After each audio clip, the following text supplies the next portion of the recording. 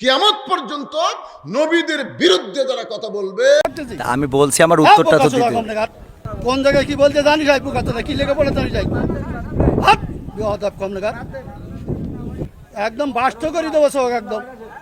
কিয়ামত পর্যন্ত নবীদের বিরুদ্ধে যারা কথা বলবে, আলেম ওলামাদের বিরুদ্ধে যারা কথা বলবে, আল ওলামা ওয়ারাসাতুল আম্বিয়া, নিশ্চয় আলেম হচ্ছে নবীদের ওয়ারিস, এদের বিরুদ্ধচারণ যারা করবে বুঝবেন তাদের জন্মের ঠিক নাই। তোর এখন কিসের ঠিক নাই? এই কথা কি আমার না আল্লাহর? আল্লাহ। আমি বলছি আমার উত্তরটা তো দিতে। উত্তরটা তো দিতে। কোন জায়গায় কি বলতে জানি যাই বুকাতে কি লেগে বলে জানি যাই হাত বেয়াদব কম লাগা একদম বাস্ত করে দেবো সব একদম। কিয়ামত পর্যন্ত নবীদের বিরুদ্ধে যারা কথা বলবে, আলেম ওলামাদের বিরুদ্ধে যারা কথা বলবে, আল ওলামা ওয়ারাসাতুল আম্বিয়া, নিশ্চয় আলেম হচ্ছে নবীদের ওয়ারিস, এদের বিরুদ্ধচারণ যারা করবে বুঝবেন তাদের জন্মের ঠিক নাই। তোর এখন কিসের ঠিক নাই? এই কথা কি আমার না আল্লাহর? আল্লাহ। নবীর বিরুদ্ধে কথা বলে তারা কি কথা কন না কেন? আল্লাহর কোরআনকে আপনারা বিশ্বাস করবেন না? তাহলে উতুল্লিম বাদা জালিকা জালিম শুধু কোনো কালের জন্য কোনো ব্যক্তিকে লক্ষ্য করে না। কিছুদিন পরে নবী যখন আবার সাহাবীদের নিয়ে আলোচনা করতেছেন, ওলীদ বিন মুগীরা আসতেছে। নবী তো বুঝবার পারছে আর কামই হলো আমাকে কষ্ট দেওয়া, এর কামই হচ্ছে আমার অন্তরে আঘাত করা। ও যখন নবীর সাইডে কেবল আসতেছে, ইতিমধ্যে নবী বলতেছেন উতুল্লিম বাদা জালিকা জালিম, যেই কইছে ওলীদ বিন মুগীরা মারছে দৌড়। কারণ মক্কার কাফেরেরা কিন্তু আরবি বোঝে। কি বোঝে কন? ওরা কাফের হলেও কিন্তু আরবি বোঝে। আপনারা হয়তো বুঝতে পারেননি, কিন্তু ওলীদ বিন মুগীরা বুঝতে পারছে। আমাদের বাংলাদেশের লোকেরা কিন্তু বাংলা বোঝে, আরবি বোঝে না। এরকম যখন হাসিনার সময় ছিল তখন ওনারা একটা ইফতার পার্টি থামক লিয়ে গেছে জোর করে। আমি তো যাবোই না, আমি জানি যারা ওদা থাকে না ইফতার পার্টি করে 15-20 প্রকার আইটেম মুখের সামনে দিয়ে কয় হুজুর ভালো করে দোয়া করবেন, হুজুর হাজার টাকা খরচ করে ইফতার পার্টি করছি, একটু ভালো করে দোয়া করবেন। আমি চিন্তা করলাম এই গরমের দিনে মানুষ রোজা রাখা বলবে হুজুর দোয়া করবেন আল্লাহ যেন রোজা কবুল করে। এরা রোজা কবুল করার কথা আমাকে বলতেছে না, হাজার টাকা খরচ করছি। চিন্তা করে দেখেন। তখন আমি চিন্তা করলাম এই জায়গা তো বাংলা দোয়া করলে আমি ধরা খামো, এই জায়গাতে আমাকে আরবিতে গড় দোয়া করা লাগবে। ধরে কোন কি দোয়া? আমি আরবিতে গড় দোয়া করলাম, ওরা না বুঝা খালি আমিন আমিন করতেছে। আমি তখন কইলাম যেখানে বাংলা পারা যাবে না সেখানে আরবিতে মার দেওয়া লাগবে, ওস্তাদের মার হলো শেষাত্রে। ধরে কোন কথা ঠিক? আমার এলাকার এক হুজুর দোয়ার মধ্যে বলতেছে, সামনে বসে থেকে বলতেছে হুজুর ভালো করে আমাকে নেত্রীর নামে দোয়া করবেন। ওই এখন দোয়ার মধ্যে রব্বানা আতিনা ফিদ দুনিয়া হাসিনা ওয়া ফিল আখিরাতি হাসিনা ওয়া কিনা আযাবান্নার। হাসানার জায়গা হাসিনা করছে, খুশি হয়ে আছে আমি যা করছে সেই রকম হুজুর পারে একে নাম ধরে দোয়া করে। দোয়া হয় না, কি হবে সেটা ওই বুঝছে, অত বোঝা লাগবে। যেই বলছে উতিল্লিম বাদা যালিকা জালিম, সঙ্গে সঙ্গে ওলীদ বিন মুগীরা মারছে দৌড়, এক দৌড়ে গেছে মায়ের কাছে। কারণ কোন সন্তান ভালো কোন সন্তান খারাপ এটা কিন্তু বাবা জানে না, এটা জানে হলো কে? আজকে যেই ছেলেরা রাস্তায় ঘোরাফেরা করতেছে, যেই ছেলেরা মেলার মধ্যে ঘুরতেছে, আর যেই ছেলেরা কোরআনের মাহফিলে বসেছে, সব খবর জানে কিন্তু তার মা। আমার এলাকার এক ছেলে কয় হুজুর 11 মাস আমার খিদা লাগে না, রোজার মাসে খালি খিদা লাগে। হুজুর কারণ কি? আমি বললাম তোর মা বেঁচে আছে? কয় আছে। যা তোর মায়ের কাছে যা। কয় মা কেমনে জানবে? কয় জিজ্ঞেস কর যা। তো মায়ের কাছে গিয়ে বলতেছে মা 11 মাস আমার খিদা লাগে না, কিন্তু রমজান মাসে খিদা লাগে। কারণ কি? মা বলতেছে এই সর্বনাশ করছে তোর দাদি। রমজান মাসে তুই যখন আমার পেটে ছিলি তোর দাদি আমার কাছে বলছে বৌমা খবরদার রোজা থাকবে না, রোজা থাকলে পেটের বাচ্চা কিন্তু শুকা যাবে, শুধু তোকে তাজা রাখার জন্যে রমজান মাসে আমি রোজা না রাখা খাইছি রে, আমিও খাইছি, পেটের মধ্যে তুইও খাইছিস। এই জন্য খ্রিস্টান নেপোলিয়ন বলেছে ভালো একটা সন্তান যদি চাও ভালো একটা মায়ের দরকার।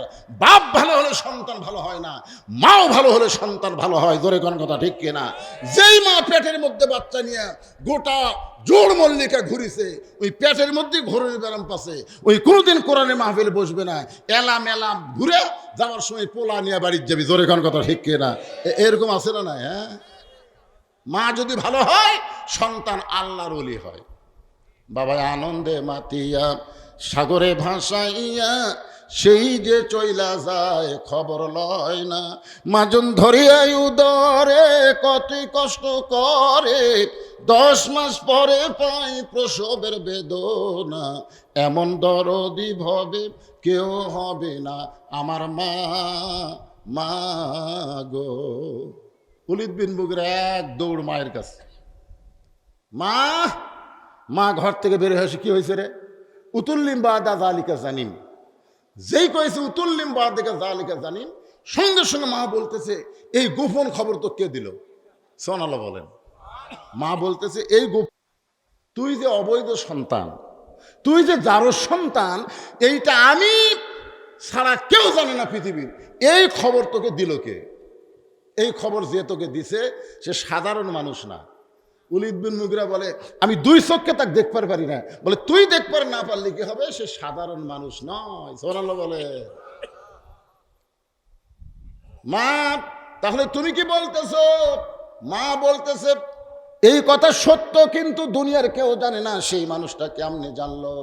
ওই মানুষটাকে জানাইছে আমার আল্লাহ।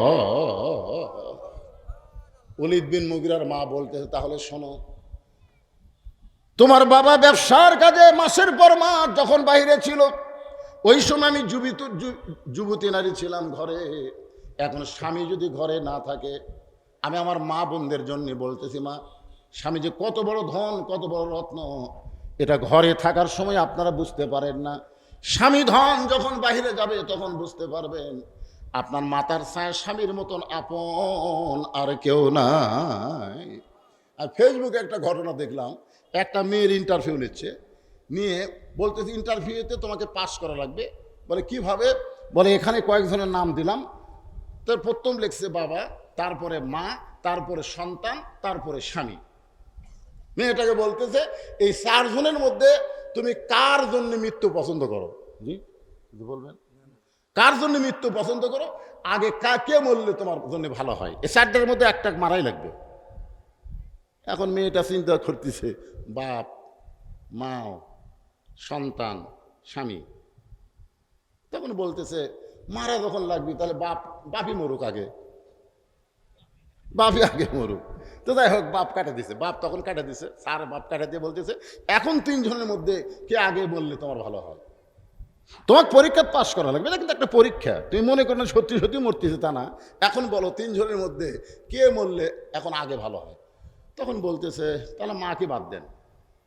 তখন মাও কাটা দিছে, দিয়ে বলতেছে এখন আছে 2 জন। এই 2 জনের মধ্যে ছেলে আর তোমার স্বামী, এই 2 জনের মধ্যে কে আগে মরলে তোমার ভালো হয়? এটা কিন্তু ইন্টারভিউ, এটা কিন্তু সত্যি মরে না। তুমি শুধু মুখ দিয়ে বলো এই 2 জনের মধ্যে কে আগে মরলে ভালো হয়। তখন চিন্তা করতেছে কে মরলে ভালো হয় রে। তখন কিছুক্ষণ পরে বলতেছে স্যার ছেলে কেটে দেন, ছেলেই মরুক আগে। তো যখন ছেলে সরে গেছে, খুব কাঁদতেছিল। এটা সত্যি না তো, এটা তোমার ইন্টারভিউ হচ্ছে যে তুমি এখন বলো তো যে বাপকে মারলে, মাকে মারলে, ছেলেকে মারলে, স্বামী বাদ দিলে কেন? বলে স্বামী যদি আমার থাকে তাহলে আমার কোনো টেনশন নাই। এক সময় বাপ মরবি, আমি চিন্তা করে দেখলাম বাপ তো মরবি, মাও তো এক সময় মারা যাবে, ছেলে বিয়ে করলে বউলে ভিন্ন হয়ে যাবে, তখন আমার সঙ্গে থাকবে কে? আমি চিন্তা করে দেখলাম এই স্বামী ছাড়া তো আমার উপায় নাই, স্বামী ছাড়া আমার গতিও নেই। এজন্য আমি চাইছি স্বামী থাক। তাই মা বোনদের বলতেছি, মা, আল্লাহ রাসূল বলেছেন কোন নারীকে যদি আল্লাহর পরে কাউকে সেজদা দেওয়ার হুকুম থাকতো তাহলে প্রত্যেকটা বউকে বলতাম স্বামীর পায়ে সেজদা করো। স্বামীর গুরুত্ব কম না বেশি? ওলীদ বিন মুগীরার মা বলতেছে তোমার বাবা যখন মাসের পর মাস ব্যবসার কাজে বাইরে থাকে তখন আমার মনের মধ্যে একটা ছটফটি ব্যারাম ঢোকে। মেয়েদের, পুরুষ মানুষ যখন কাছে না থাকে তখন ভিতরে একটা ছটফটি ব্যারাম ঢোকে। একা একা কেন ভালো লাগে না, কোনো কাজে মন যেন বসে না। আমার কি হতে কি হয়ে গেল, আমি নিজেও তো কিছু বুঝি না। যুবতী মেয়েদের জন্য বলতেছি। ওলীদ বিন মুগীরার মা বলে আমি তখন ঘরের ছাদে গেলাম, উড়ুর মন নিয়ে যখন ছাদে বসেছিলাম এমন সময় দেখি তোমার বাপের ছোট ভাই তোমার চাচা বাইরে ঘুরতেছে। আমি তখন তার সামনে এমন একটা অভিনয় করলাম, সে বুঝবার পারছে আমি তাকে কাছে চাচ্ছি। সে আমার ঘরের মধ্যে আসলো, তার সঙ্গে আমার মিলন হলো। আর এই মিলনের মাধ্যমে তুমি আমার পেটে আসলে, তুমি আসলেই জারজ সন্তান। সুবহানাল্লাহ হবেন না? তাহলে আল্লাহর নবী মাধ্যমে আল্লাহ যেটা জানাইছেন, নবীর বিরুদ্ধে যারা কথা বলবে, আবু জেহেল হলো 1 নম্বর বড় শত্রু, আর ওলীদ বিন মুগীরা হলো খারাপ শত্রু। এমন সময় আবু জেহেল বলতেছে, চাদরের মধ্যে ঘুমের অবস্থা যদি দেখতে চাই, চাদর টান দেওয়া ছাড়া তো উপায় নাই। এবার চাদর টান দিয়ে দেখে চাদরের মধ্যে যিনি ঘুম পাড়তেছেন ইনি তো নবী না, উনি হচ্ছেন হযরত আলী। 60 জন নেতার চোখ ছোট ছিল, চোখ বড় হয়ে গেল। কে রে? তাহলে নবী কোন জায়গা? হযরত আলী মুস্কি মুস্কি হাসতেছে, জোরে কোন সুবহানাল্লাহ। মুস্কি মুস্কি হাসার কারণ কি জানেন? আল্লাহ নবী এখন নিরাপদে আছে, জোরে কোন সুবহানাল্লাহ। এরা যখন নবী বাদ দিয়ে ঘরের মধ্যে ঢুকছে, আমার চাদর টান দিয়ে আমার ঘুম ভাঙায় দিছে, তাহলে নবীকে এরা ধরতে পারে নাই, নবী নিরাপদে আছে। আবু জেহেল বলে, এই তুই চাদরের মধ্যে ঘুম পারলি, যে জায়গায় নবী থাকার কথা সে জায়গায় তুই ঘুম পারতিস, নবী কোন জায়গা? আলী বলতেছে, নবী কোন জায়গা আমি ঘুমের মানুষ কেমনে জানবো? তোমরা চেতনা ছিল, তোমরা খবর দাও। আবু জেহেল বলতেছে, খামাখা এর সাথে সময় নষ্ট করে লাভ নাই, চলো আমরা খুঁজি পাহাড়ের কোনো গুহায়, হয়তো কোনো গুহায় আত্মগোপন করেছে। এই অল্প সময়ের মধ্যে, বেশি দূর যাবার পরে নাই, 37 জন নেতা নিয়ে আবু জেহেল যখন পাহাড়ের গুহায় গুহায় খোঁজ করবে, এমন সময় হযরত আলী ঘর থেকে দরজায় গিয়ে এভাবে বুড়া আঙ্গুলি বের করে আঙ্গুল ঘুরাইতেছে। আবু জেহেল বলতেছে, আলী রে, আঙ্গুল ঘুরানোর মধ্যে কি বোঝাবার চাও? আলী বলতেছে, তোমরা যতই খোঁজাখুঁজি করো, আল্লাহ যদি তাকে নিরাপদে নেয়, দুনিয়ার কোনো মানুষ তার কোনো ক্ষতি করতে পারবে। আবু সুফিয়ান বলতেছে, নেতা, এরই জন্যই সর্বনাশ হলো। এই যদি চাদরের মধ্যে না ঘুমাতো, তাহলে আমরা তো মনেই করতাম যে ঘরে কেউ নাই, কিন্তু এখানে কিছু বলবে চাচ্ছেন? অত্যন্ত গুরুত্বপূর্ণ কথা, যদি না ঘুমাতো তাহলে আমরা মনে করতাম ঘর ফাঁকা বার হয়ে গেছে, আমরা আগেই খোঁজ করতাম। কিন্তু এই ব্যাপার চাঁদের মধ্যে ঘুমা থাকার কারণে আমরা মনে করছি নবী ঘুম পাড়তেছে, এই জন্যই তো আমরা ঘরের এলাকাও ছাড়ি নাই, এর সাইজ করা হোক। তখন হযরত আলী আসমানের দিকে তাকায় বলতেছে, রে মক্কার নেতারা শোনো, যদি আল্লাহ নবী আমাকে বলতো, আলী মক্কার 37টা ছারপোকা আমার বাড়ির চারিধারে ঘেরাও করেছে, তুমি একটু সাইজ করো, আমি তোমাদেরকে টিপি দিয়ে দিয়ে মারতাম। কিন্তু আল্লাহ নবী তোমাদেরকে সাইজ করতে না বলে আমাকে চাদরের তলে ঘুম পাড়তে বলেছে। আমি নবীর কথা মতো চাদরে ঘুম পাড়ছি, বেশি বকওয়াজ করিস না, কিছু করার থাকে তাহলে আয়।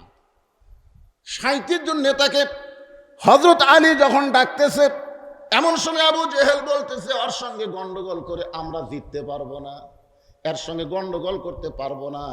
হোসাইন বলতেছে, আমার বাবা শুধু বিশ্ব আলেম না, আমার বাবা হলো বিশ্ববীর। মনে ভুলে গেছেন? আমার নানা শুধু বিশ্ব নবী না, আমার নানা হলো বিশ্ব নেতা। তো বিশ্ব নেতার কথা এতক্ষণ আপনাদের বললাম, এখন বিশ্ব বীরের কথা একটু শোনেন তো, কেমন হযরত আলী বীর ছিলেন। তিহিমা প্রান্তরে নবী যখন সাহাবীদের নিয়ে আলোচনা করতেছে, এমন সময় আল্লাহ নবীর চোখ দিয়ে দর দর করে পানি পড়তেছে। সাহাবীরা বলতেছে, ইয়া রাসূলুল্লাহ, কি সুন্দর আলোচনা করতেছেন, আর এখনই আপনার চোখে আবার পানি আসলো কেমনে? আল্লাহ রাসূল বললেন, সাহাবীরা তোমরা জানো না, এই মুহূর্তে আমাকে আল্লাহ জানাইছে মক্কার সবচাইতে বড় বীর নাম হলো তার আমর। মক্কার সবচাইতে বড় বীর উমর কিন্তু না, আমর। আমর প্রতি সন্ধ্যায় 21 কেজি খাদ্য খায়, প্রতি সন্ধ্যায় 21 কেজি খায়। তাহলে 3 সন্ধ্যা যদি খায় 63 কেজি খাদ্য খায়। আর যে তরবারি নিয়ে যুদ্ধ করে, এই তরবারির নাম হলো এই তরবারির ওজন হলো 3.5 মণ। যে তরবারি নিয়ে আমর যুদ্ধ করে, এই তরবারির ওজন কত? 3.5 মণ। আজকে সে আমর কাবা ঘরের সামনে তরবারি থুয়ে কাবা ঘর শুয়ে শপথ করে বলেছে, মুসলমানের নবীকে না মারা পর্যন্ত আমি দুনিয়ার কিছু খাবো না, দুনিয়ার কিছু পানও করবো না।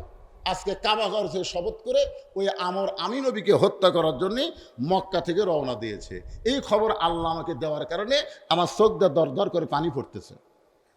ওসমান গনি দাঁড়িয়ে বলে, ইয়া রাসূলুল্লাহ, এত বড় বীর যখন আপনাকে হত্যা করার জন্য আসতেছে, তাহলে একটা কাজ করা, আপনি দোয়া করেন, আমরা সবাই আমিন আমিন করি, আল্লাহ যেন আমরের হাত পা অবশ করে দেয়।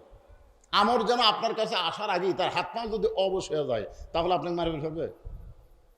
আল্লাহ রাসূল ওসমান গনির কথা পছন্দ করে সাহাবীদের নিয়ে যখন দোয়া করার জন্য হাত তুলতে যাচ্ছেন, এমন সময় আল্লাহ তাআলা ফেরেশতা জিবরাইল পাঠিয়ে বলতেছেন, ইয়া আইয়ুহান নাবিয়্যু হারজিল মুমিনিনা আলাল কিতাল, ওগো নবী, যাদেরকে নিয়ে আপনি দোয়া করতেছেন, এই দুইটা হাত খালি দোয়ার হাত না, এই দুইটা হাত হলো অস্ত্র ধরার হাত। এই দুইটা হাত দিয়ে শুধু দোয়া করলে হবে না। আমরা আলেমেরা বহু দোয়া করলাম, আমরা তাহাজ্জুদে নামাজ পড়ে দোয়া করেছি। আল্লাহ নবী সাইদি হুজুরকে 13 বছর জেলখানায় বন্দি রাখছে, এরপরে জেলখানায় তার মৃত্যু হয় নাই, সেখান থেকে হাসপাতালে নিয়ে গিয়ে তাকে হত্যা করা হলো। আমরা দোয়া করেছি, চোখের পানি বের করে বুক ভিজায় ফেলছি, কিন্তু কাম হয় নাই। ছাত্র জনতার আন্দোলন জীবন দেওয়ার কারণে ওই ফ্যাসিস্ট কিন্তু পলাতে বাধ্য হয়ে গেল। জোরে কোন কথা ঠিক কিনা? খালি দোয়া করছে না বার হচ্ছে? আবু সাইদকে 2 হাত তুলে দোয়া করছে না সিনা টান করে ডাঙাছে? আল্লাহ রাসূলকে আল্লাহ বলতেছে, ইয়া আইয়ুহান নাবিয়্যু হারজিল মুমিনিনা আলাল কিতাল। ওগো নবী, এই 2 হাত করে দোয়ার হাত না, এই 2 হাত হলো অস্ত্র ধরার হাত। সঙ্গে সঙ্গে নবী দোয়া বাদ দিয়ে বললেন, সাহাবীরা, মহাবীর আমর আমাকে হত্যা করার জন্য মক্কা থেকে রওনা দিয়েছে, তোমাদের মধ্যে এমন কি কেউ আসো যে আমরের সামনে দাঁড়াবার পারবা? সমস্ত সাহাবেরা মাথা নিচু করে চিন্তা করতেছে যে প্রতি সন্ধ্যায় 21 কেজি খায়, আর তরবারির ওজন হলো 3.5 মণ। এই বীরের সামনে কে দাঁড়াবে? সবাই যখন চিন্তা করতেছে, এমন সময় পিছন দিক থেকে 11 বছর, কয় বছর? 11 বছর একটা কিশোর বাচ্চা দাঁড়িয়ে বলতেছে, ইয়া রাসূলুল্লাহ, আমি দাঁড়াবার চাই। আল্লাহ রাসূল বললেন, তুই কি আলী? বলে, হ্যাঁ আমি আলী। এজরেজ, বস বস। ছোট্ট মানুষ, বুঝিস না, লাভ দিয়ে উঠছিস। এ সাহাবেরা, তোমার যদি এমন কে আছো ওই মহাবীর আমরের সামনে দাঁড়াবার চাও? সঙ্গে সঙ্গে হযরত আলী দাঁড়িয়ে বললেন, ইয়া রাসূলুল্লাহ, আমি আলী ওই আমরের সামনে দাঁড়াবার চাই। রাসূল বললেন, বস। নবী আবার বললেন, সাহাবীরা, তোমাদের মধ্যে এমন কে কেউ আছো ওই মহাবীর আমরের সামনে দাঁড়াবার চাও? সঙ্গে সঙ্গে হযরত আলী দাঁড়িয়ে গেলেন। আল্লাহ রাসূল বললেন, আয়। কাছে ডেকে বলতেছে, তুই আমরকে চিনিস? প্রতি সন্ধ্যায় 21 কেজি খাদ্য খায়, তুই সারা বছর খাসিস? তুই সারা বছরও তো 21 কেজি খাস নাই, আর প্রতি সন্ধ্যায় 21 কেজি খাদ্য খায়, 3.5 মণের তরবারি নিয়ে যুদ্ধ যায়, আর সেই আমর আমাকে হত্যা করে আসতেছে, তুই বারবার দাঁড়াস, তুই আমরকে চিনিস? আলী বলতেছে, ইয়া রাসূলুল্লাহ, আল্লাহর ঈমান আমার ভিতরে, নবীর মহব্বতের পাওয়ারে শুধু আমর নয়, পৃথিবীর তামাম বাতিলের সামনে আমি আলী একাই দাঁড়াবার চাই। জোরে করে সুবহানাল্লাহ। আল্লাহর ঈমান আমার ভিতরে।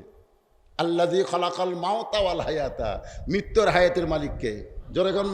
আল্লাহর ঈমান আমার ভিতরে, আর নবীর মহব্বতের পাওয়ারে শুধু আমর নয়, পৃথিবীর তামাম বাতিলের সঙ্গে আমি আলী একা দাঁড়াবার চাই। সঙ্গে সঙ্গে আল্লাহ নবী আলীকে বুকের মধ্যে চাপটে ধরে বললেন, ওসমান, তোমার বাড়িতে কোনো তরবারি আছে? ওসমান গনি বলে, ইয়া রাসূলুল্লাহ, কুরবানি দেওয়ার সময় উট দুম্বা জবাই করার একটা ছুরি আছে। রাসূল বলেন, ওইটাই নিয়ে আসো। এক দৌড়ে ওসমান বাড়িতে গেলেন, একটা তরবারি নিয়ে আসলেন, যেই তরবারি দিয়ে তিনি উট এবং দুম্বা জবাই করেন কুরবানির সময়। সেই তরবারি নবীর হাতে দিলেন। নবীর তরবারির দিকে তাকায় দেখে তরবারি মাপে হলো 1 কেজি, আর লম্বায় হলো 27 ইঞ্চি। 1 কেজি ওজনের তরবারি, 27 ইঞ্চি। আল্লাহ রাসূল বলেন, আলী, এই তরবারিটা হাতে নাও। আমর নিয়ে আসতেছে কয় মণ? 3.5 মণ। আর তার সামনে মাত্র 1 কেজি একটা তরবারি দিয়ে বললেন, তরবারির সামনে তসবি টুপি চলবে না, তরবারির বিনিময়ে তরবারি লাগবে। আজকে ভারত হুমকি মারছে পাকিস্তানক, পাকিস্তান হুমকি মারতেছে ভারতক। জোরে কোন কথা ঠিক কিনা? এরা কিন্তু হুমকির মধ্যে দিয়ে একসময় যুদ্ধ লাগবে না, কারণ জানে যে ভারতও মাল, পাকিস্তানও মাল, এরা খালি বাংলাদেশের বিরুদ্ধে লাগতেছে। কিন্তু আমরাও ভাগ্য করে একটা ডক্টর ইউনুস পাইছি, ওকে বুড়ে আঙ্গুল দেখাচ্ছে। জোরে কোন কথা ঠিক কিনা? কথা কি পাননি? ইউনুস পাননি? ইউনুস কিন্তু একটা ভাগ্যের ব্যাপার।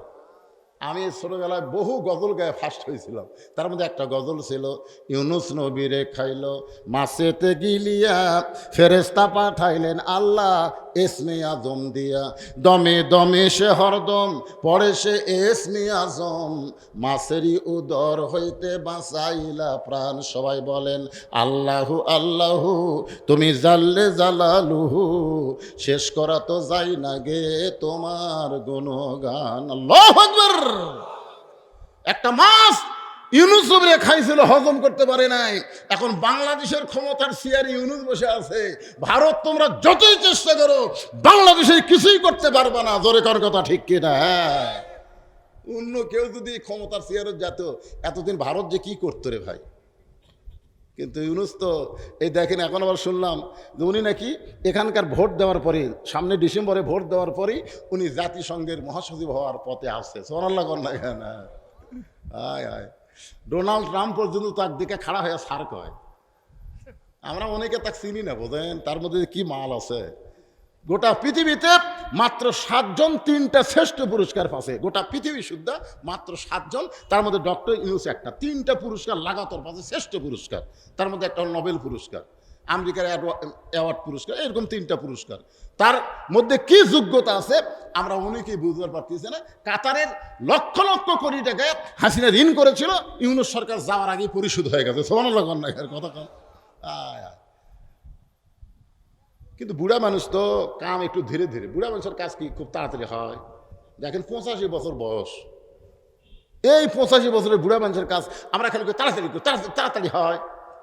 বুড়া মানুষের কাম হচ্ছে ধীরে ধীরে, কতক্ষণ ঠিক কিনা? ধীরে ধীরে কিন্তু সব সাইজ হচ্ছে না ভাইজান। আপনার বলেন, এই যে একজন আমাকে আজকের মাহফিলের সভাপতি আমাকে বলতে যে হুজুর গাড়ি কি টাইম, আগে টাইমই ছিল না, 9টার গাড়ি কয়টায় যায়, আর এখন 9টার গাড়ি 9:45 হাজির।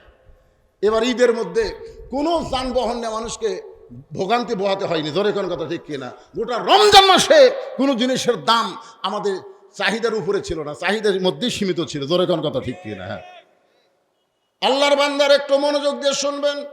কথা প্রসঙ্গে কথা এলো তাই আপনাদের শুনালাম। এবার 27 ইঞ্চি তরবারি নবী আলীর হাতে দেবেন। আলী তরবারির বিরুদ্ধে তরবারি লাগবে, যা আমরের সামনে যা। সঙ্গে সঙ্গে হত আলী মারতেছে দৌড়। আল্লাহ রাসূল বলতেছে, আলী আমি তো মনে করছিলাম এই কথা শুনে তুই একটু ধীরে ধীরে যাবি, দৌড়াস কেন? আলী বলতেছে, ইয়া রাসূলুল্লাহ আপনাকে হত্যা করার জন্য অনেক আগেই আমর রওনা দিয়েছে, আমি যদি আস্তে আস্তে যাই তাহলে আমর তো আরো অ্যাডভান্স করবে, এই জন্য জোরে দৌড় মারতেছি, আপনার পবিত্র চেহারা দেখার আগেই আমি আলী যেন আমরকে জাহান্নামে পাঠাবার পারি। জোরে কান সুবহানাল্লাহ। দেখছেন কি সাহস, যে আপনার পবিত্র চেহারা দেখার আগেই আমি যেন আমরকে জাহান্নামে পাঠাবার পারি। কি বলতেছেন ভাই? কিছু বলতেছেন? আবহাওয়া খারাপ,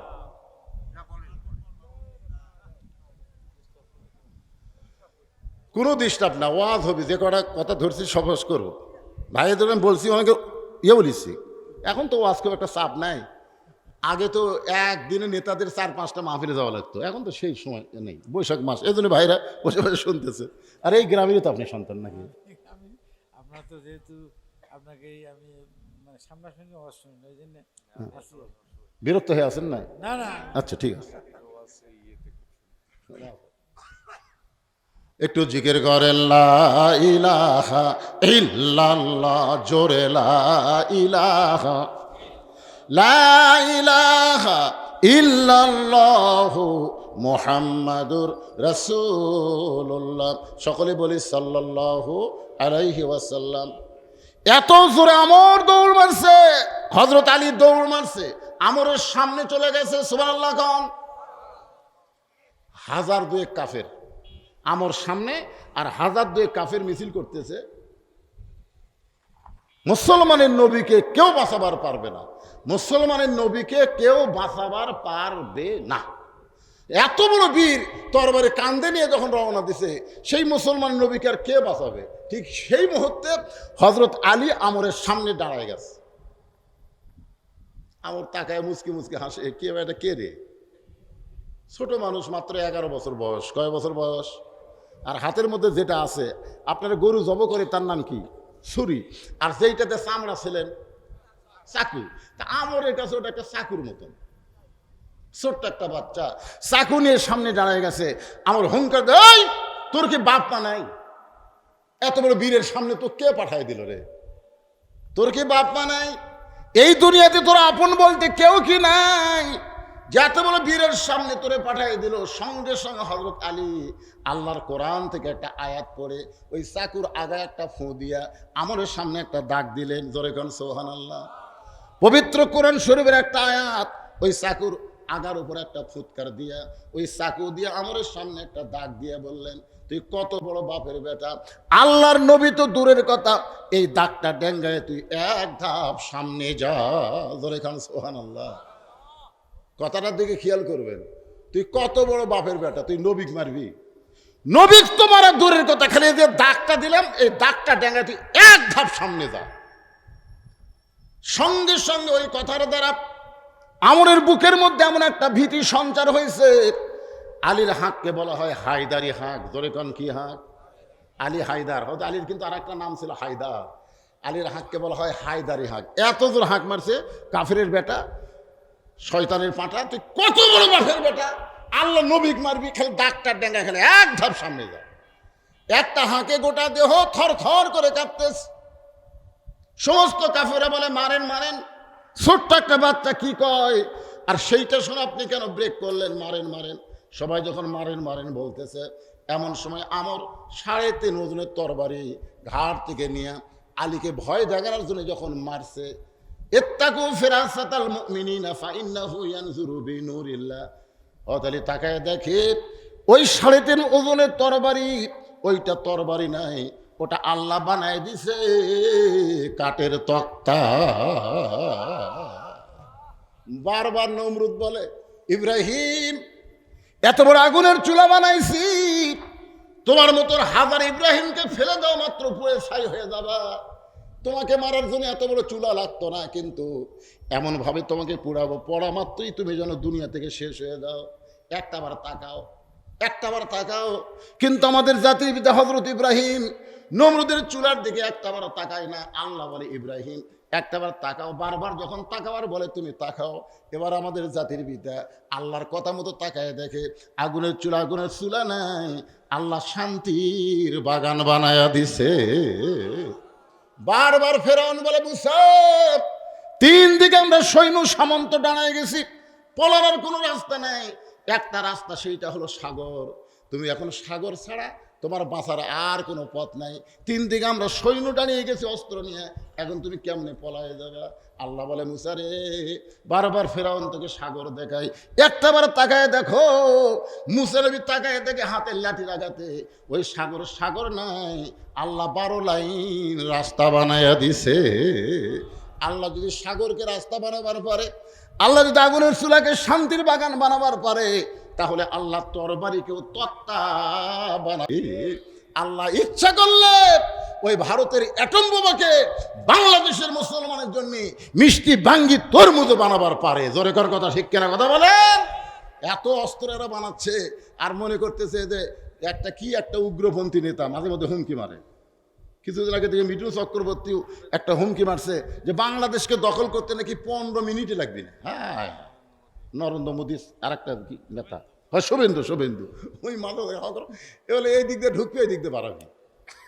আমিও ওয়াজের মধ্যে বলে দিছি, ভাই আমার ওয়াজ তো খালি ওয়াজ হয় না, এগুলো রেকর্ড হয়। আমি বলে দিছি, যদি ভারত ভুল করে আমাকে দেশত ঢোকে, আমাকে ছেলেদেরকে বলবো তোমাকে অস্ত্র লাগবে না, খালি 2.5 হাত একটা করে লাঠি আর একটা করে খুর। ওরা যেই ঢুকবি বিসমিল্লাহ কয়ে লাঠি দিয়ে পায়ে ধরবে, কারণ শহীদ প্রেসিডেন্ট জিয়াউর রহমান আল্লাহর উপর অবিচল আস্তাব আর বিসমিল্লাহ রহমানুর রাহিম দিয়ে সংবিধানের নিরপেক্ষতা দূর করে দিছে। ধরেখান কথা ঠিক কিনা? তাহলে আমাদের হাতে লাঠি থাকবে, বিসমিল্লাহ কয়ে পায়ে ফেলে দেবো, আর খুর দিয়ে কাটিয়ে দেবো, কিন্তু গোড়া কাটবো না, তাহলে আগা কাটা সন্ন্যতে খাতনা করে দেবো। এই ওয়াজটা আবার ভারতের মধ্যে চলতেছে খুব বেশি, আমার এই ওয়াজটা আর ভারতের বাংলার খুব শুনতেছে। কি মনে করতেছেন? মুসলমান নিজের শক্তিতে লাগে না, মুসলমানের পাওয়ার হচ্ছে ইমান, মুসলমানের পাওয়ার হচ্ছে আল্লাহ। ধরে কোন কথা ঠিক কিনা? 3.5 ওজনের তরবারি, কাঠের তক্তা। আপনারা বলেন, তরবারি যদি কেউ তক্তা দেখতে পায়, তার মধ্যে আর কোনো ভয় থাকে? আলী বারবার তাকায় দেখে আমার হাতে তরবারি, ওর হাতে তক্তা। নিজেরটা দেখতেছে তরবারি, ওরা দেখছে তক্তা, আর ভয় আছে? এক লাফে তরবারির উপরে উঠছে, এক লাফে তক্তা মনে করে লাফ দিয়ে উঠছে, উঠে বিসমিল্লাহ কয়া। আমরের ঘাড়ও হলো 27 ইঞ্চি, আলীর তরবারি হলো 27 ইঞ্চি। যে খাপে খাপে মিহিল খেলে লাগাইছে, সঙ্গে সঙ্গে দেহ একদিকে, মাথা একদিকে বিচ্ছিন্ন হয়ে যায়, সঙ্গে সঙ্গে সমস্ত কাফের মারছে দৌড়। এমন সময় আল্লাহর নবী এসে বলতেছেন, আলী আসাদুল্লাহিল গালিব, আলী তুমি শুধু আলী না, তুমি হইলা আল্লাহর সিংহ। আলী আমার বুকো তাই। নবী আলীকে বুকের মধ্যে নিছে, আলী খালি কানতেছে আর বলছে যে হুজুর, আল্লাহ শপথ করে বলতেছি আমি কিন্তু মারিনি। আপনি যতই ক্ষণ আমি কিন্তু মারিনি হুজুর, আমি কিন্তু ঘাড় ঠেক আছি। আল্লাহর শপথ করে বলতেছি হুজুর আমি কিন্তু মারিনি, খালি ঠেক আছি। আর 2 ভাগ হয়ে গেল। রাসূল শাহাদাত আঙ্গুল তুলে বলেন, আলী যেই কথা আমার সামনে বলেছিস যে আমি কিন্তু ঠেক আছি, মারিনি, এ কথা দান কারোর সামনে বলিস না, এ কথা কারোর সামনে বলিস না। আলী কই হুজুর কেন, বলার দরকার নেই, মানুষ যেটা জানে সেটা লেগে থাক। আলী বলতেন যে হুজুর তাহলে কি কোনোদিন বলতে পারবো না? রাসূল বলেন তোকে বলা লাগবে না, আমি একদিন সময় সুযোগ পাইলে বলবো। বাদানগো একটু খেয়াল করেন, কামুজ দুর্গের দরজায় হ্যাঁচকা টান মারছে হযরত আলী। কামুজ দুর্গের দরজা জিহাদের ময়দানে হ্যাঁচকা টান মারছে, কারণ ঢাল পড়ে গেছে, ঢালটা না নিয়ে দৌড়ে গিয়ে কামুজ দুর্গের দরজায় হ্যাঁচকা টান মারছে। কাফের বেঈমান দেখতে পায় দরজা লাগাইতে 100 জন লোক লাগে, খুলতে 100 জন লোক লাগে, আর সেই দরজা বানাইছে হাতের ঢাল। বিনা যুদ্ধে কাফেরা যখন জিহাদের ময়দান থেকে পালায়া যায়, এমন সময় সাহাবীরা নবীর কাছে এসে বলতেছে, ইয়া রাসূলুল্লাহ আজকের যুদ্ধে আমরা বিজয় হয়েছি, যুদ্ধ লাগে নাই শুধুমাত্র হযরত আলীর কারণে। নবীর কাছে এসে সাহাবীরা বলতেছে হুজুর আজকের যুদ্ধে যুদ্ধ লাগেনি, আমরা বিজয় হয়েছি শুধুমাত্র হযরত আলীর কারণে। নবী আমার চমকে গেলেন, নাসরুম মিনাল্লাহি ওয়া ফাতহুন কারীব ওয়াবাশশিরিল মুমিনিন ইজা জাআ নাসরুল্লাহি ওয়াল ফাত। কোন যুদ্ধের বিজয় আল্লাহর সাহায্য ছাড়া হয় না। 2000 ছাত্র জনতা জীবন দিল আর হাসিনা পলায় গেল, তা কিন্তু না, তা কিন্তু নয়। এর মধ্যে অবশ্যই আল্লাহর সাহায্য আছে। জোরে কথা কন না কেন ভাইজান, কি বুঝতেছেন? এক পুলিশের আইজি স্বরাষ্ট্রমন্ত্রীকে একটা ভিডিও দেখাচ্ছে যে স্যার আপনি বলেন যে এত গুলি করা হয়, এরা সরে না কেন? এত গুলি করা হয়, এরা দৌড় দেয় না কেন? দেখেন অবস্থাটা, দেখেন ভিডিও দেখাচ্ছে, দেখেন এই দেখেন, গুলি করি একটা পড়ে, ওটি আবার 2 জন এসে খাড়া হয়। আপনার বলেন তো একটা মৃত্যু, একজনের মৃত্যু দেখে সব ভয় দৌড় দিবে না? কতক্ষণ দৌড় দিবে না? এই মরে গেল, চলো চলো দৌড়, কিন্তু দৌড় দিচ্ছে না। মানে একজন মরিছে আর একজন মরার জন্য ওই ফাঁকা জায়গায় দাঁড়ায় যাচ্ছে। এটা কোনো মানুষের দ্বারা হয় না, এটা আল্লাহর সাহায্য, এই ঈমানের কারণে হয়েছে। জোরে কোন কথা ঠিক কিনা? হ্যাঁ, এটা বিশ্বাস করা লাগবে। অনেক ছাত্ররা কয় আমরা জীবন দিছি এই কারণ। না বাবা, একটু মনোযোগ দিয়ে শুনবেন। আল্লাহ রাসূল বললেন আলী কোথায়? কিছুক্ষণ পর হযরত আলী যখন নবীর সামনে দাঁড়াইলো, রাসূল বলেন আলী খবর কি? আলী বলছে হুজুর আপনি শোনেননি, জিহাদের ময়দানে ঢাল পড়ে গেছে, আমি উপর হয়ে ঢাল না নিয়ে এক দৌড়ে গিয়ে কামুজ দুর্গের দরজা হ্যাঁচকা টান মারছি, ওই দরজা আমার হাতের ঢাল দেখে কাফেররা ভয়ে পালাই গেছে, আমি দরজা ফেলা দিয়েছি হুজুর, 80 গজ দূরে গিয়ে পড়ছে। রাসূল বলতেছে ঠিকই তাই নাকি? আলী বলতেছে বিশ্বাস হচ্ছে না, তাহলে চলেন, চলো যাই তো। নবী আলীর সঙ্গে গেছে, বলে কোথায় দরজা? ও যে পড়ে আছে, দেখে যাও। হয়তো আলী নবীর সাথে করে নিয়ে যেত, দরজার কাছে গেছে, দরজা এরকম আলোক করতে চাই, নিজেই নড়ে কিন্তু দরজা নড়ে না। আলী বলতেছে ইয়া রাসূলুল্লাহ যেই দরজা হ্যাঁচকা টান মারলাম, যে দরজা আমার হাতের ঢাল হলো, সে দরজা ফেলে দিলাম, 80 গজ দূরে গিয়ে পড়লো। এখন দরজা নড়াবার চাই, নিজে নড়ি কিন্তু দরজা নড়ে না। কারণ কি? রাসূল বলে আলী রে তুমি একদিন স্বীকার করেছিলা আমি মারি নাই, আমি শুধু ঘাড়ে ঠেকাইছি। আমি সেদিন বলেছিলাম চুপ করো, এই কথা দুনিয়ার কাউকে বলো না, আজকে শোনে নাও। মুসলমান যেগুলো কাজ করে একলা করে না, তার সঙ্গে আমার আল্লাহ থাকে। তুমি যখন ঢাল না তুলে হ্যাঁচকা টান মারছে, তখন তুমি একলা টানোনি আলী, তোমার হাতের সাথে আল্লাহর কুদরতি হাত ছিল। তুমি যখন দরজা ফেলে দিয়েছ, তখন তুমি একলা ফেলে দাও নাই, তোমার হাতের সাথে আল্লাহর কুদরতি পাওয়ার ছিল। কিন্তু এখন তুমি একলা হয়ে গেছো, এখন আর দরজা নড়াবারও পারতেছে না। এই জন্য মুসলমান যারা হব, কোন বিজয়ে কখনোই মনে করব না যে আমাদের দ্বারা বিজয় হয়েছে। অবশ্যই বিজয়ে আল্লাহর রহমত ছিল। জোরে কোন কথা ঠিক কিনা? যার প্রমাণ হলো সূরা নসর, ইজা জা আনাসরুল্লাহি ওয়াল ফাত ওয়া রাআইতান নাসা ইয়াদখুলুনা ফি দীনিল্লাহি আফওয়াজা ফাসাব্বিহ বিহামদি রাব্বিকা ওয়াস্তাগফির ইন্নাহু কানা তাওয়াবা। হুসাইন বলে রে এইদের সামসারা, আমার মা শুধু খাতুনে জান্নাত নয়, আমার মা হলো ফাতেমা তো জোহরা। আমার মায়েদের জন্য কিছু ওয়াজ করা লাগবে। আর আমার মনে করবে হুজুর খালি পুরুষদেরই ওয়াজ করে গেল, জিহাদের ওয়াজ করে গেল, কিন্তু মা বোনদের ওয়াজ করলো না। আমার মা বোনেরা শোনেন, হোসাইন কিন্তু ইয়াজিদের লোকদেরকে বলতেছে আমার মা শুধু খাতুনে জান্নাত নয়, আমার মা হলো ফাতেমা তু জহুরা। এখন আপনারা বলেন তো জহুরা মানে কি? আমার মা শুধু খাতুনে জান্নাত নয়, আমার মা হলো ফাতেমা তু জহুরা। জহুরা শব্দের অর্থ আপনার জানলে আমাকে লম্বা ওয়াজ করা লাগতো না। একটু মনোযোগ দিয়ে শোনেন, মা বোনদেরকে বুঝাতে হয়। মরদ মানুষে জানেন না তো মেয়েরা জানবে কেমনে? গভীর রাত্রে আল্লাহর নবী ঘুম থেকে চেতন পাইছে। চেতন পাওয়ার কারণ হলো খাদিজাতুল কুবরা। খাদিজাতুল কুবরা নবীর হাতটা বুকের মধ্যে নিয়ে কাঁদতেছে। রাসূল বলে, খাদিজা কান্দার কারণ? বলে, ইয়া রাসূলুল্লাহ, যে কোনো সময় আমার মৃত্যু হবে, যে কোনো সময়। মানে বয়স হয়ে গেলে মানুষ একটু মৃত্যুর কথা বেশি খেয়াল করে। কি মনে করতেছেন? একটা বয়সে মানুষ মরার কথা খেয়ালই করে না, কিন্তু তারাই বেশি মরতেছে। আপনার বলেন তো, এইবার ঈদ উল ফিতরের দিনে কত যুবক মারা গেছে আপনারা জানেন? খালি মোটর সাইকেল চালাতে গিয়ে অ্যাক্সিডেন্ট হয়ে 128 জন যুবক মারা গেছে, যেগুলো ফেসবুকে খবর পাওয়া গেছে। এছাড়াও তো আরও আছে, কিন্তু একটা বুড়াও তো মরেনি, একটা বুড়াও মরেনি এই মোটর সাইকেল চালাবার যায় ব্যাখিয়াল মোশান। এই জন্য শোনেন, মৃত্যুর কথা খালি বুড়া হলে না, সবসময় খেয়াল করা দরকার। খাদিজাতুল কুবরা বলে, হুজুর যে কোনো সময় আমার মৃত্যু হবে, তো মরার আগে আমার জন্য কোনো খোঁজ খবরই নাই। তো আল্লাহ রাসূল বলেন, খাদিজা আপনি যদি খোঁজ খবর নিবার চান তাহলে শোনেন, এই দুনিয়াতে 10 জন পুরুষকে আল্লাহ জান্নাতের সার্টিফিকেট দিছে। তার মধ্যে 1 নম্বর হল আবু বকর, 2 নম্বর ওমর, 3 নম্বর ওসমান। এরকম 10 জন পুরুষকে আল্লাহ জান্নাতের সার্টিফিকেট দিছে। আজকে শুনে নাও খাদিজা, 10 জন নারীকেও আল্লাহ জান্নাতের সার্টিফিকেট দিছে। সুবহানাল্লাহ না কেন? খাদিজা বলে, হুজুর আমি তো শুধু জানি পুরুষই 10 জন। রাসূল বলেন, না, নারীও 10 জন। পুরুষের মধ্যে 1 নম্বর হলো আবু বকর, আর নারীদের মধ্যে 1 নম্বর হলো খাদিজাতুল কুবরা। ধরে কোন সুবহানাল্লাহ। সঙ্গে সঙ্গে মা খাদিজা মুস্কি মুস্কি হাসতেছে। রাসূল বলে, খাদিজা হাসার কারণ?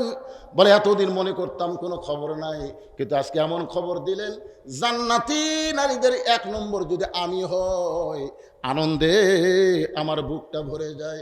রাসূল বলে, খাদিজা আমি হলাম স্বামী আর আপনি হলেন আমার বিবি। নবী হিসাবে না, স্বামী হিসাবে আপনাকে প্রশ্ন করতেছি, যদি 1 নম্বর জান্নাতি আপনি হন, তাহলে 2 নম্বর জান্নাতি কে হলে ভালো হয়? জিজ্ঞাসা, 2 নম্বর হলো উমর, 3 নম্বর ওসমান, 4 নম্বর আলী, 5 নম্বর আব্দুর রহমান ইবনে আউফ, 6 নম্বর জুবাইর, 7 নম্বর তালহা, 8 নম্বর সাদ ইবনে আবি ওয়াক্কাস, 9 নম্বর হলো আবু সাইদ, আর 10 নম্বর হলো ওবাদা ইবনুল জাররা। এই 10 জনই হলেন আশারে মুবাশশারা। দরিকার সুবহানাল্লাহ। তাহলে নারীদের মধ্যে 1 নম্বর যদি খাদিজা হয়, 2 নম্বর কে হলে ভালো হয়? খাদিজা বলতে, যে হুজুর আমার কাছ থেকে যখন শুনবার চাচ্ছেন, তাহলে 2 নম্বর ফাতেমা হলেই ভালো হয়। নবী সুম করছে। আচ্ছা, আপনাকে আল্লাহ 4টা মেয়ে দিছে, কয়টা? নবীর মাধ্যমে খাদিজার পেট থেকে কয়টা মেয়ে হচ্ছে? 4টা মেয়ে আছে। তাহলে 4টা মেয়ের কুলসুমা, রোকেয়া, জয়নাব না বলে আপনি সরাসরি ফাতেমার কথা কেন বললেন? রাসূল বলতেছে, আপনি সরাসরি ফাতেমার কথা কেন বললেন? খাদিজা বলতেছি, ইয়া রাসূলুল্লাহ আপনি হলেন বাবা, আমি হলাম মা। কোন সন্তান কেমন এটা বাবা বলতে পারে না, এটা জানে তার মা। ওগো নবী, আপনি কি জানেন এই ফাতেমা যখন জন্ম নিয়েছে তখন আমার পেটের মধ্যে বাচ্চা আছে, আমি অনুভব করেছি, কিন্তু ব্যথা অনুভব করি নাই। এই ফাতেমা যখন প্রসব হয়েছে, আমার বাচ্চা দুনিয়াতে জন্ম নিল, এটা আমি বুঝতে পেরেছি, কিন্তু আমার কোনো প্রসব বেদনা হয় নাই। আমি আশ্চর্য হয়ে যখন মেয়েটার দিকে তাকাইলাম, তাকাই দেখি তার 2টা হাত ইজ্জতের উপর দিয়া জন্ম নিয়েছে। আমি মা হইয়াও তার ইজ্জত পর্যন্ত দেখতে পারি নাই। সেদিন থেকে আমার মনের বড় চাহিদা। 1 নম্বর যখন আজকে আপনি আমাকে ঘোষণা করলেন 2 নম্বর ফাতেমা হলে ভালো হয়, রাসূল চোখের পানি বের করে বললেন, খাদিজা আপনার ফাতেমা তো জান্নাতি নয়, আপনার ফাতেমা হলো জান্নাতি নারীদের নেত্রী।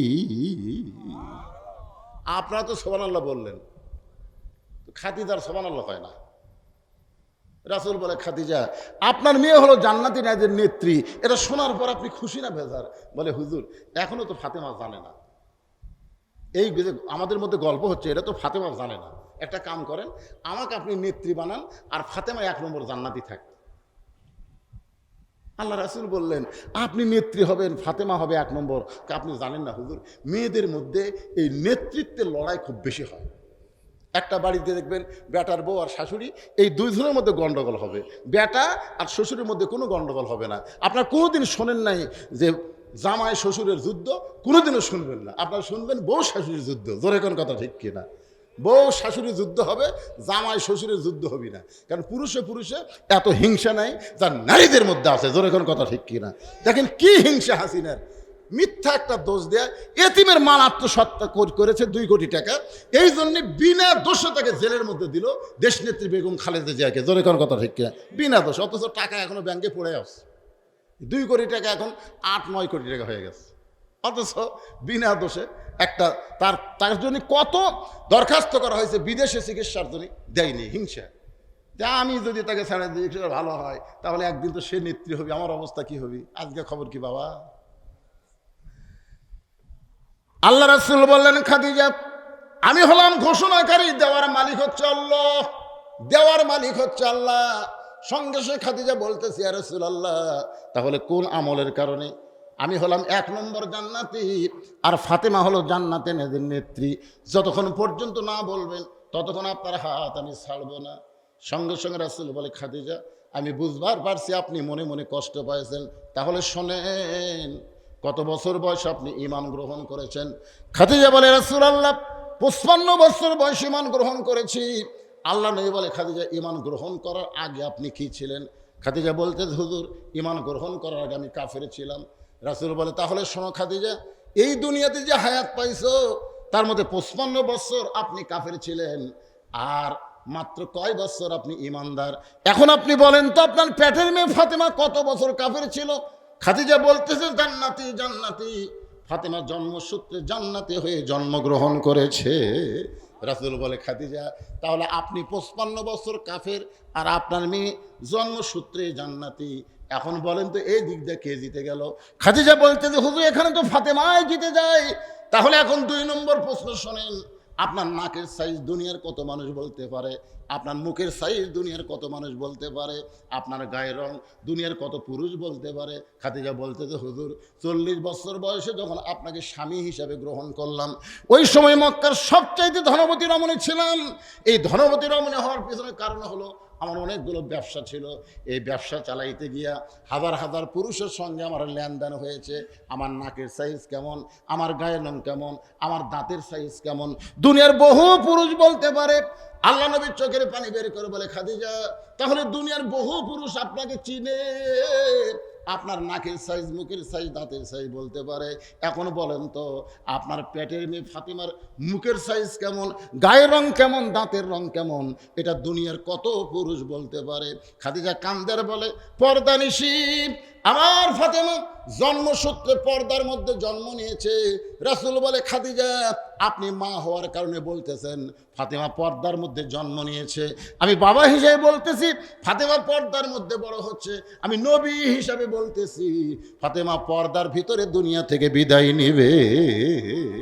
যারা হজ করেছেন, জান্নাতুল বাকি যারা জিয়ারত করেছেন, বাজান বিশ্বাস করেন অনেকবার জান্নাতুল বাকির মধ্যে ঢোকার তৌফিক আমাকে দিয়েছে, কিন্তু পূর্ব কোনায় কোনোদিন পুলিশ যাওয়ার দেয় না। ওইদিকে গেলেই পুলিশ বলে মামনু মামনু কুল্লু হারাম, ওইদিকে হাজার হাজার কবর, কিন্তু ওইদিকে আর আমাদের যাবার দেয় না। কেন যাবার দেয় না? যখন শুনতে পাইলাম, জানতেও পারলাম ওই কোনার কোনো এক জায়গায় নবীর কলিজার টুকরা ফাতেমার কবর রয়েছে। আর ফাতেমার কবর রয়েছে বলে কোন জায়গায় কবর, এই কবরের খবরও কেউ বলতে পারে না। কেন হযরত আলী গভীর রাত্রে ফাতেমাকে দাফন করার পরে আল্লাহর কাছে ফরিয়াদ করে বলতেছে, আল্লাহ আমার বিবি ফাতেমা পর্দানিশী, তাকে গভীর রাত্রে দাফন করেছি, আল্লাহ গো তুমি তার পর্দাকে কবুল করে নিও। এ দোয়া করার পরে তাকায় দেখে সামনে কয়েকটা পুরাতন কবর দেখা যায়। এইমাত্র হযরত ফাতেমার কবর দেওয়া হয়েছে, সেই নতুন কবর আর নাই। গোটা জান্নাতুল বাকি হওয়াত আলী দৌড়ায় বলে, ফাতেমার কবর, ফাতেমার কবর। কে যেন গায়েব থেকে বলতে চালি রে, ফাতেমা হলো পর্দানিশী।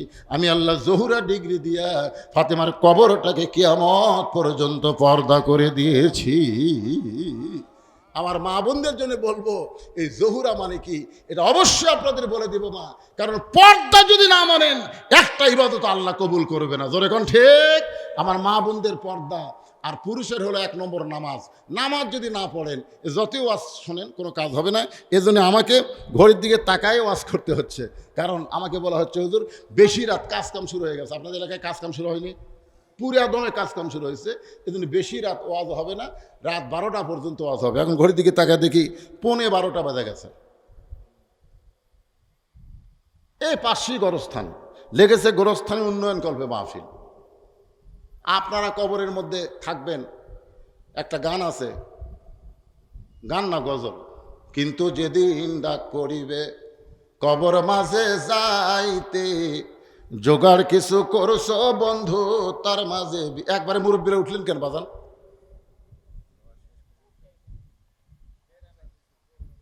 না কিছু না, বুঝবার পারছে?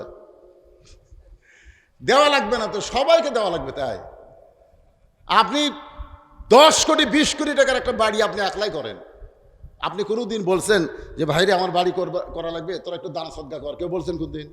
কথা কর না কেন? কেউ বলছেন? বলেন নাই। তাহলে যেই বাড়িতে আপনি থাকতে পারবেন না, সেই বাড়ি কোটি টাকা খরচ করে আপনি তৈরি করেন, আর যেই কবরে গেলে আপনাকে 50,000 বছর থাকা লাগবে, আর সেই গোরস্থানের জন্য আপনি গোটা দেওয়া লাগবে কেন? গোরস্থানে কি কি দরকার? এই নদীর পাড়ের লোকেরা আপনারা জানেন না? এই জোর মল্লিকা নদীর পাড়ের লোকেরা কারা কারা হাত তোলেন তো দেখি? পুরো পাড় এই কয়জনে? আচ্ছা হাত নামান। আচ্ছা বাহিরের লোক কারা কারা আছেন তারা একটা হাত তোলেন তো দেখি। বাইরের লোক, বাহিরে বেশি মানে সবই তো, বেশি কি? হাত নামান। তাই তো কই লোক হয় না কেরা? এই গ্রামের মধ্যেই তাহলে শয়তানি ঢুকছে। হ্যাঁ না না, বাহিরে সব লোক বাহিরে চলে যাচ্ছে, আর গ্রামের লোক 4-5 জন। তাহলে গোরস্থান যে উন্নয়ন করবেন, এটা বাইরের লোকের টাকা দিয়ে না আপনাকে টাকা দিয়ে? হ্যাঁ, এই যে এখানে কয়টা হাত দেখছি আপনারা, কি কি দিয়ে উন্নয়ন করবেন গোরস্থানের? কি কি লাগবে বাদান? চারিদিকে প্রাচীর হয়ে গেছে, কিছুই হয়নি। শিয়াল কুত্তা ভিতরে ঢোকে? তা ঢোকে। তাহলে গোরস্থানকে সংরক্ষণ করার কথা আছে। গোরস্থানকে পূজা করা যাবে না, গোরস্থানকে সংরক্ষণ করা লাগবে। এই সংরক্ষণ করতে গিয়া প্রাচীর লাগবে, বহু কিছু লাগবে। দেখি কে আল্লাহর বান্দারা 1,000, 2,000, 5,000 করে টাকা দান করবেন, 1 মণ 2 মণ ধান দান করবেন, মাত্র 10 মিনিটের মধ্যে আদায় কমপ্লিট করে তারপরে আমি আপনাদের সামনে অতিথিদেরকে তুলে দেব। তারপরে ইনশাল্লাহ মোনাজাত করে আপনার জন্য একটা স্পেশাল তবারকের ব্যবস্থা আছে, তবারক নিয়ে যাবেন। এত রাত আর শুনছেন? আব্দুল আলিম খাজা 500 টাকা দান করেছে, আল্লাহ তার দানকে কবুল করেন। যে নিয়তে দান করল, আপনাদের বাপ মা কবরে যায়নি, যেখানকার লোকে হন, বাপ মার কথা মনে করে একটু আল্লাহর রাস্তায় দান করবেন। বাবা কান্দে, মা কান্দে, কবরেতে শুয়া, দেখলি না রে দরদের বেটায় একবারও আসিয়া, মিশে মায়ায় বন্দি থাইকা করলাম কত খেলা, পশ্চিমে তাকায়া দেখো তোমার ডুইবা গেছে বেলা। এই মাহফিল কমিটির লোকেরা ভিতরে চাদর নিয়ে জানো যে জানা যাচ্ছে 10, 20, 50, 100 টাকা করতে দিবে ইনশাল্লাহ। লিল্লাহ তাকবীর। হুমায়ুন কবির 1000 টাকা নগদে করছে দান, আল্লাহ তার দানকে কবুল করেন। আল্লাহ নেক নিয়ত নিয়ে আসা পড়া আল্লাহুম্মা আমিন। যান ভিতরে ঢোকেন। কি হিরাদুল ইসলাম 500 টাকা নগদে দান করেছে, আল্লাহ তার দানকে কবুল করেন। আল্লাহুম্মা আমিন। আপনার দানের কথা শুনে লাভ দিয়ে ওঠেন কেন? যাওয়ার নিয়ত ওটা হবে না তো। আসলে কেজের দিকে আসেন, অন্য সাইডে যান কেন? মনে করতেছেন এইভাবেই দুনিয়া থেকে চলে যাবেন, তা না বাদান। গোরস্থানে একটু মাটি বাইনা করে রাখ, কখন যেন আসতে পারে তোমার মরণেরই ডাক। গোরস্থানের একটু মাটি বাইনা করে রাখ, মিশে মায়াই বন্দি থাইকা করলাম কত খেলা, পশ্চিমে তাকায়া দেখো তোমার ডুইবা গেছে বেলা। এক পলকের নাই ভরসা, এক পলকের নাই সবাই ইস্তেগফার পড়ে। আস্তাগফিরুল্লাহ রাব্বি মিন কুল্লি জামবি ওয়া আতুবু ইলাইহি, লা হাওলা ওয়া লা কুওয়াতা ইল্লা বিল্লাহিল আলিয়্যিল আযীম। আল্লাহুম্মা সাল্লি আলা মুহাম্মাদ, আল্লাহুম্মা বারিক আলা মুহাম্মাদ, আল্লাহুম্মা সাল্লি আলা মুহাম্মাদ, আল্লাহুম্মা আমিন। আল্লাহুম্মা আনতাস সালাম ওয়া মিনকাস সালাম, তাবারাকতা ইয়া যাল জালালি ওয়াল ইকরাম। আল্লাহ গো কঠিন গরমের ভিতরে আরামের বাড়ি আরামের ঘুম ফ্যানের বাতাসকে বাদ দিয়া তোমার কোরআন হাদিসের মহব্বতে এই জান্নাতের বাগানে বসে বসে আলোচনা শোনার শেষে আমি গুনাহগারের সঙ্গে রহমতের দরজায় ফকির হয়ে দোকানা হাত তুলেছি। আল্লাহ মেহেরবানি করে আজকের মাহফিল আমাদের সকলের হেদায়েতের জন্য, নাজাতের জন্য, জান্নাতের জন্য আল্লাহ কবুল করে নাও। এই মাহফিলের শুরু থেকে শেষ পর্যন্ত যত আলোচনা হয়েছে আল্লাহ, এর মধ্যে যদি ত্রুটি হয়, ভুল হয়, মাফ করে দাও। এর যা হাদিয়া মঞ্জুর করো সোনার মদিনায় নবী পাকের রওজা মোবারকে আল্লাহ কবুল করো। तमाम আম্বিয়াই কেরাম, আসহাবে কেরাম, তাবিনে কেরাম, তাবা তাবিনে কেরাম, তামাম পৃথিবীর মাটির নিচে যত মুমিন মুমিনা শুয়ে আছে আল্লাহ, সকলে আরওয়াহ পরে হাদিয়া কবুল করো। আল্লাহ আমরা যারা হাত তুলেছি, আমাদের জনম দুঃখনী মা, জনম দরদি বাবা যাদের কবরে গেছে আল্লাহ মেহেরবানি করে মা বাবার কবরকে জান্নাতের টুকরা কবুল করে নাও। আল্লাহ আমাদের দাদা দাদি নানা আত্মীয় স্বজন শ্বশুর শাশুড়ি যাদের কবরে গেছে আল্লাহ কবরবাসীদের জান্নাতি কবুল করে নাও। আর মল্লিকা হুরোপার নদীর পাড়া গোরস্থানে যত মুর্দা শুয়ে আছে আল্লাহ সকলের কবরকে জান্নাতের টুকরা কবুল করো। আল্লাহ যারা কষ্ট করে মেহনত করে এত সুন্দর আয়োজন করেছে এই জান্নাতের বাগানের ওসিলায় তাদের সকলকে জান্নাতে কবুল করো। আল্লাহ মাহফিল কমিটির সম্মানিত সভাপতি, সহসভাপতি, কেশিয়ার সদস্য, সেক্রেটারি আল্লাহ সকলকেই আল্লাহ তুমি কবুল করে নাও। আজকের মাহফিলের সম্মানিত সভাপতি, আজকের মাহফিলের সম্মানিত প্রধান অতিথি, আজকের মাহফিলের সম্মানিত বিশেষ অতিথিবৃন্দ আল্লাহ সকলকেই কবুল করে নাও। আমার মা বোনেরা পর্দার অন্তরালে বসে বসে ওয়াজ শুনেছে, আবিদা সালিহা পদ্মাজি কবুল করে, মা ফাতেমার চরিত্র দান করে দাও। আল্লাহ আমরা যারা অসুস্থ আছি আল্লাহ সুস্থতার নিয়ামত দান করে দাও। আল্লাহ খাস করে দেশনেত্রী বেগম খালেদা জিয়া অসুস্থ অবস্থায় লন্ডনে আছে আল্লাহ পুরোপুরি সুস্থতা দান করে তাকে বাংলাদেশে আসার তৌফিক দিয়ে দাও আল্লাহ। এছাড়াও আমাদের অনেকের আপনজন আজকে অসুস্থ অবস্থায় আছে। আমার কাছে একজন বলেছে হুজুর খুব অসুস্থ, সুস্থতার জন্য দোয়া চেয়েছে। আজকের মাহফিলে আমরা সকলের জন্য দোয়া করি, যে যেভাবে অসুস্থ হয়েছে আল্লাহ পুরোপুরি তাকে পূর্ণদমে সুস্থতা দান করে দাও। আয় আল্লাহ তাআলা কত মানুষের জানাজার নামাজ আমরা পড়েছি, এই দুই হাত দিয়ে কত কবরে আমরা মাটি দিয়েছি। একদিন আমরা সবাই মরে যাব, যেদিন আমাদের মৃত্যু হবে দিনটা যেন জুমার দিন হয়, মাসটা যেন রমজান মাস হয়। ইমানের সাথে ইজ্জতের সাথে এই দুনিয়া থেকে বিদায় নেওয়ার কালে আমাদের জবানে জারি করে দিও লা ইলাহা ইল্লাল্লাহু মুহাম্মাদুর রাসূলুল্লাহ সাল্লাল্লাহু আলাইহি ওয়াসাল্লাম।